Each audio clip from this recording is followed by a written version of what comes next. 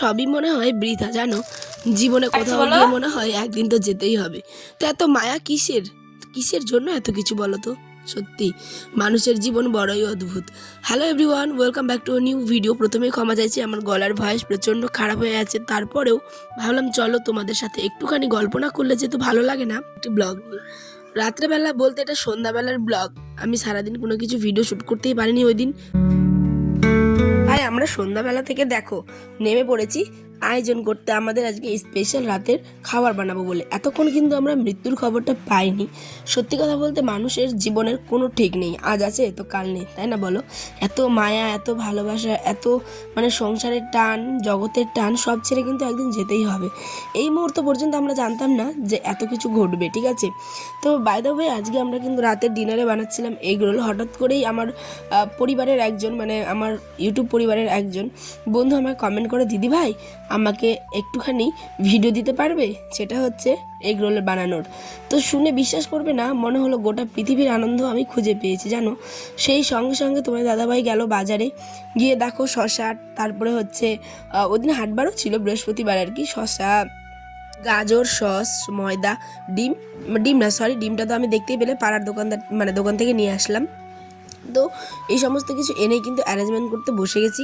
Arrange করে নিই পুরো, তারপরে ফাইনালি দেখতে পাবে কেমন করে তৈরি করি। ঠিক আছে, আরে বাবা ব্যাক ক্যামেরাতে আছে, এবার ফ্রন্ট করো, এই করে ব্যাক করে নিজের মুখটা বলবো নাও। তোমাদের এই রিকোয়েস্টেই ভিডিওটা বানানো, আর আমরাও তার মধ্যে খাওয়া হয়ে গেল আমাদেরও আর কি।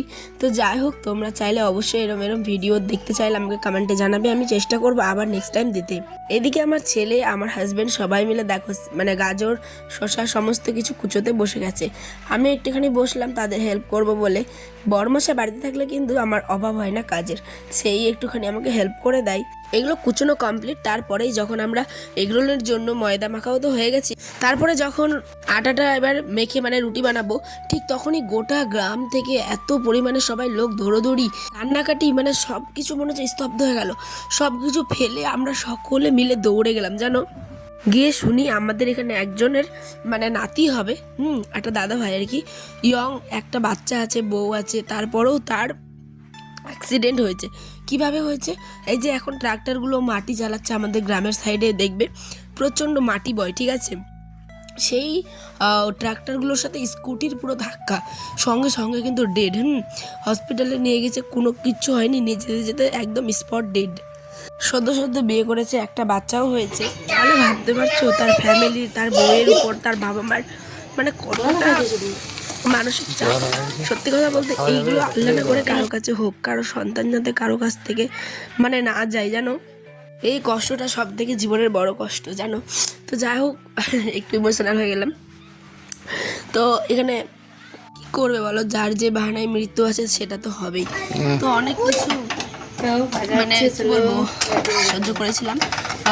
আমাদের গ্রামের না, কিন্তু পাশের গ্রামের, ঠিক আছে? তো এখানে ওর মামা মামির বাড়ি আর কি। তো সবাই তো কান্নাকাটি করতে করতে গেল আর কি রাত্রেবেলা, কিন্তু আমরা যেতে পারিনি, বিকজ আমার ছোট্ট বাচ্চা আছে, কি করে যাবো বলো। কিন্তু মনকে অনেকক্ষণ মানে শান্ত করে এইগুলো ভাবতে চাইছিলাম না, কিন্তু কি করব, এদিকে আবার সব নষ্ট হবে, সমস্ত জোগাড় কিন্তু হয়ে গেছিলো, তারপরেও করতে হয় আমাকে এগুলো, নাহলে বাচ্চা কী খাবে, স্বামী কী খাবে, তাই না বলো? সংসার জগতের বড়ই মানে নিষ্ঠুর, মানুষের কারো মানে কত ক্ষতি যায়, কিন্তু মানুষের সংসার জীবন ঠিক নিজের ছন্দেই চলে, এটাই হচ্ছে ব্যাপার। এখন আর বলে না, মন থেকে কোনো জিনিস করতে না চাইলে যদি জোর করে করো তাহলে কিন্তু অবশ্যই অঘটন ঘটবে। দেখো আমি এগরোল বানাতে চাইছিলাম না, কিন্তু যেহেতু জোগাড় করে নিয়েছি, সব ফেলে দেবো সেই চিন্তা করেই বানালাম। আর ওই এগরোল খেয়েই হলো আমার জীবনের সব থেকে বড় ক্ষতি, জানো। আমার এই যে ভয়েস এখনও তোমরা বুঝতেই পারছো, মাঝখানে আমি কতবার যে স্কিপ করছি, মানে কাশি হচ্ছে, প্লাস গলা প্রচণ্ড বসে গেছে, ভেঙে গেছে ব্যথা। তো সেই কারণেই এই এগরোলের ভিতরে যে আমি দিয়েছিলাম সস, বা রাত্রে যে শসাটা খাওয়া হয়েছে, তো সেটা খাওয়ার পরে প্রচণ্ড গলা বসে গেছে এই এগরোলটা খেয়েই। মানে মানে 1 ঘন্টার মধ্যে আমার পুরো গলা ভেঙে গেছে, গলা বসে গেছিলো। ওষুধ খেয়েছি, এখনও ওঠেনি। গোলমরিচ, আদা এই সমস্ত কিছু খাচ্ছি, লাল চা, তারপরেও কিন্তু উঠেনি, প্রচণ্ড গলা ব্যথা। এদিকে এখন ভয়েস দিচ্ছি আয়নকে কোলে নিয়ে, তাই ও পাশ থেকে একটুখানি আওয়াজ করছে। যাই হোক, খেতে তো নাকি ভালোই হয়েছিল, আমারও ভালোই লেগেছিলো, কিন্তু খাওয়ার পরে যে এত ক্ষতি হবে জানলে আমি জীবনেও খেতাম না। ওই জন্যই বলে মন না টানলে কোনো কিছু করা উচিত না, তাই না বলো? কি মজা করছে, এদিকে দেখো, মজা করছে মা, করছে মা।